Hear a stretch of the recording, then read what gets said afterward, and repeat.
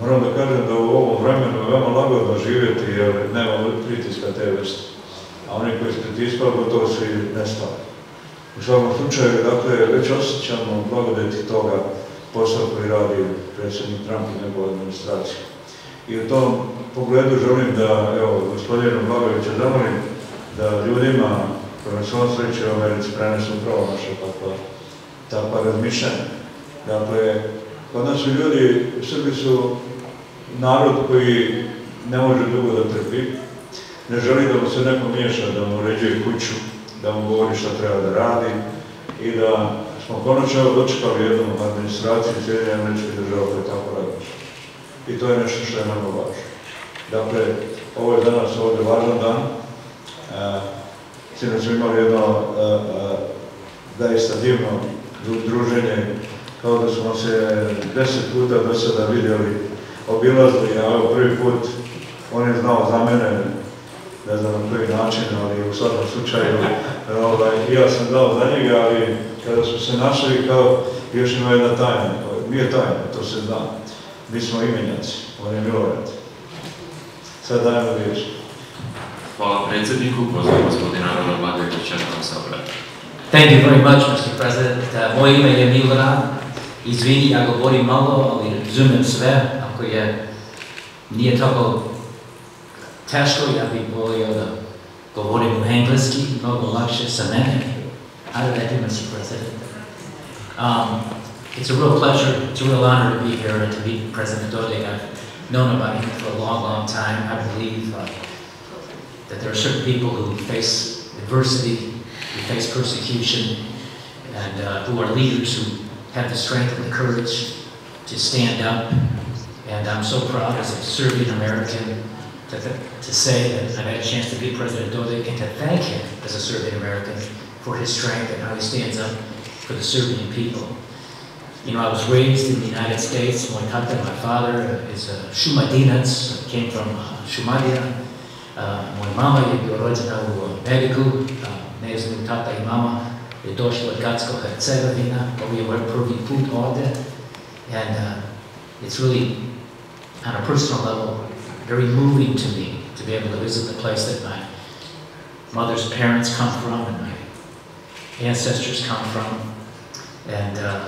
And to be able to spend some time with President Dodik and really get reconnected with my Serbian roots. You know, I was raised in a home, immigrant Serbian father, American-born mother whose parents came from Gatsko, emigrated in 1904.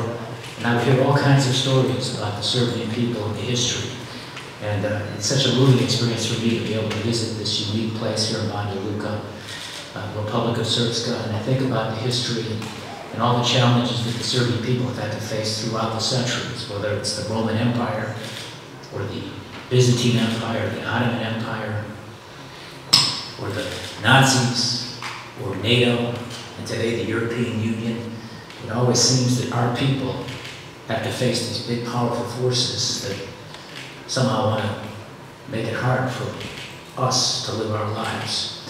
And as an American, I look forward to working with President Dodik to not only let the American people know what's happening today in Srpskoj and what's happening today to the Serbian people, but to develop stronger ties between the Serbian people and the American people. And it's a very unique experience that President Dodik and I share with another president, President Trump, who I've known since 2009. You may or may not know that I was the governor of Illinois, a big state, 5th largest in the United States when I was governor. Onda didn't end up so well. They sent me to Zatvor, političko stvari, started with Obama, none of it was criminal. And so much of what they did to me, the weaponization of non-crimes for political purposes in the United States, they then went on to do to President Trump. And I see what they're doing to President Dodik with these unlawful sanctions and other things that they're doing to the people here in Srpskoj because of the old foreign policy establishment in the United States. Bill Clinton, when I was in Congress, President Bush, and then Obama, and Biden. But today, it's a new day, Mr. President of the United States. We have a president, President Trump, who I have to say, President Dodik reminds me so much of you. They are two very strong men who speak so much from the heart, and they want to do what's right. And I know with President Trump, when he has a chance and an opportunity to learn more about Srpska, I'm very confident that he'll do what's right by the people here. The challenge for those of us in the United States who want to advance the cause of the Serbian people in Srpska, in Serbia, and throughout the Balkans, is we have to form a place where very few people know anything about Serbia, and certainly know so little about the Republic of Srpska. I was telling President Dodiku last night that I was on the Joe Rogan podcast. I think you've heard of him. He's a very popular and influential podcaster in the United States. He's got something like, I don't know, 20 million followers. And I was on his show in December, and I was mentioning the bombing in 1999, NATO bombing without UN approval, no different than what Russia's doing in Ukraine. And we, Bill Clinton, decides to bomb Serbia, a sovereign country that was an ally of the United States in 2 world wars, a betrayal of the loyalty the Serbs had provided to the United States. And I was telling Joe Rogan this, he knew nothing about it. And that's the bad news. But the good news is he knew nothing about it. And therefore it's a blank tablet. It's an opportunity for us in America, Mr. President, to inform the American people about what's happening without any preconceived prejudices. And so I look forward to going back to the United States and doing just that. And we've already begun the process. And all I can tell you is I'm so grateful to be here. I've made history in the United States. I'm the only governor in American history who ever sang Tata Kupi Mi Auto. And I'm so excited and encouraged by the fact that there's so many things that the Serbian people have in common with the American people. And in the final analysis, notwithstanding some of these left-wing radicals who've weaponized the bureaucracies of government with this new form of ugly politics that would deny freedom to people to choose their own leaders, sovereignty and self-determination of people here in the Balkans and in other places. It's so exciting to be able to go back to America and do what I can, as much as I can, to talk to all the different people who are now in charge in the United States. It's a new day in America. It is the age of Donald Trump. He sees the world very differently than his predecessors, and I would simply say before I close, Mr. President, I'm hopeful about the future here and the relationships between the Serbian people and the American people, your relationship with our government. Because when I think about President Trump's foreign policy, it really can be summed up simply. President Trump is against everything Joe Biden and Barack Obama were for, and he's for everything Joe Biden and Barack Obama were against. And I believe the time is now for us to seize this opportunity and seize the moment, this time of history, to reconnect the American people to the Serbian people and re-establish a strategic partnership between the United States and the Serbian people, Srpska and Serbia, along the lines of how it was in the Second World War and in the First World War. So thank you so much for your hospitality. Thank you very much for being such a strong servant. We are so proud of you, those of us in the United States who know you, Mr. President, and it's a real honor for me to share a first name meeting. It has this power to undo the will of the people who elected Mr. President Dodiku president. This is so contrary to what democracy is supposed to be. And I must say, I have a confession to make, that a year ago, when I was really a typical American, I knew so little about what was going on here.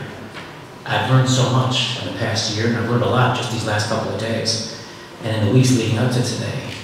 And the great irony is that this undemocratic situation here in Srpska and in Bosnia and Herzegovina actually came from NATO and the influence of the United States in the 1990s with the Dayton Agreement. And I was just beginning in politics back then, and I was, the year after Dayton, I was elected to the United States Congress, and, you know, if I'm going to confess to anything that was wrong, I was a member of the Democratic Party, Bill Clinton's party, and it was that party that decided to intervene in Bosnia, understandably wanted to bring peace to a war-torn country, but then they decided to put together an agreement that they never really intended to keep. It was an agreement just to stop the fighting, and eventually, little by little, whether it's through the Peace Implementation Council or the bond powers, to erode and take away the sovereignty of the Serbian people here. And it is contrary to the values of the United States. And I believe it is, for me, as a Serbian American who knows the current president of the United States and has been very, very blessed to have been treated well by him. You may or may not know, he pulled me out of prison. Obama started what happened to me, and it was President Trump that pulled me out. And he just recently pardoned me, and I'm very fortunate that I have this unique relationship with him. And I believe I have the ability to be able to talk to people around him, and hopefully him too, about what's been happening here. And I know once he sees this, or learns about this, knowing him as I do, he's a man who has great courage and is not afraid to act. And again, the values of democracy and shared commitment to that is being undermined by what's happened here since the Dayton Agreement.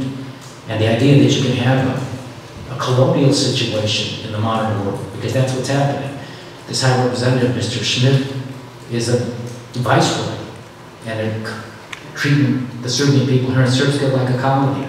And the thought that a man can, on his own, create powers for himself and then decide that defying him is a crime because President Dodik celebrated the anniversary of a day that was so important to people here in Srpskoj, and also incidentally honoring Sveti Stefan, a saint that's so important to those of us who are Serbian Orthodox, that this could somehow be a crime. So I think the circumstance is so obviously wrong. The challenge for those of us who want to make this part of the awareness of the American people is to do just what I've been doing and what I intend to do a lot more of, and that is to inform the American people about the wrongdoing that's been done to the people of Srpskoj and to their elected president. Hvala. Moram da kažem da sam iznenađen poznavanje detalja i u ovom mom slučaju. Sve je tačno rečeno i tačno dijagnosticiran.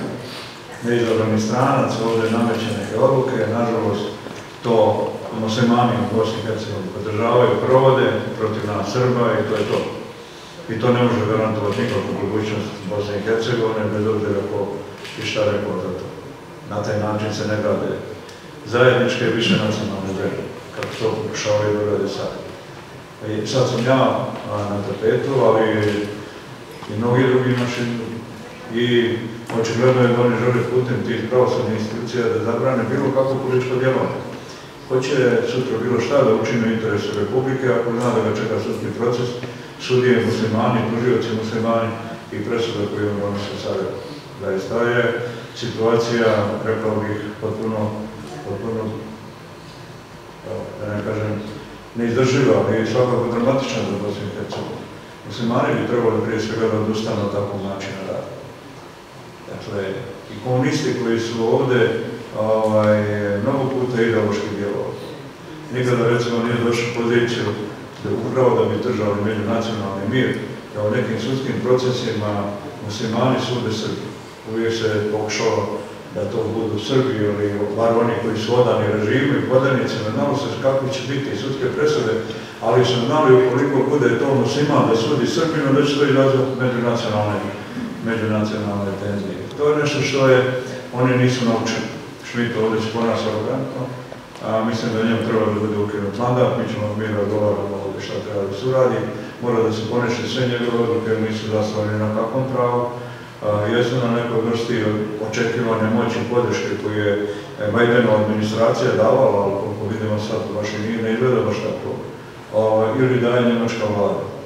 Kada razgovaram sa nekim prijateljima iz Njemačke, oni kažu, i kad me pitaju kako je rješenje, ja kažu, Schmidt mora da ode ili da ga potvrdi kao što je to Željko Cijanović tražio Savjeta bezbednosti. Neka potvrdi Savjet bezbednosti, onda će da nam biti legalno i mi ćemo s njim razgovarati. Dok nije potvrđeno Savjeta bezbednosti, nema potrebe da mi razgovaramo s njim. Kako to izgledalo bilo gdje, bilo kakvoj kući, domaćinstvo, porodice, da vam neko dođe i kaže ja sam danas ovdje gazda porodice. Niste gazda porodice, niste potvrđeni i sve što ste uradili nije legalno. Onda meni kažu ti njemački prijatelji, kaže, a moramo mu spasiti obraz. Čuti, spasiti obraz. Nekome ko nema nikakav obraz da se spašava obraz. Ne samo njega, nego naravno i njemačke vlade, kako to učinilo Merkelove vlade. Dakle, Da ne bi bilo neke spekulacije, ja ću uzeti na sebe jednu stvar koju će, evo sad smo o tome pričali. Gospodin Blagojević je ići u Gacku i nađeno, on ima zajedničko porodično porijeklo, tako dobro govorim. Njegov djed i djede Vuktelove Darice su braće. Tako da u tom pogledu je još jedna dobra vezanost. Jesmo mi na drugim političkim stranama, ali činimo se koliko je to moguće. Sve dotle dok mi smatramo da se djeluje u okviru interesa naroda, mi ćemo svakako podržati. Vaše pitanje. Dakle, možda sam malo juče i prenavio, ali mi sad upozoravaju ovi bezbednostna struktura da on vrše te vrste provjere, ali moram da sad ponovim da ja sam bude svima i neću što govoriti ništa na tu temu. Danas je čovjek koji je u Gacku, u Konjicu okupio jedan broj ljudi, obezbedio podršku od 1.000.000 evra i angažovao pucače iz Novog Pazara i neke iz Bosne i Hercegovine, Bošnjaki muslimani, interesantne kriminogene lica, koji su imali obavezu da na nekom mjestu, u neko dotično vrijeme, na prostoru Srbije izvrše atentat na mene.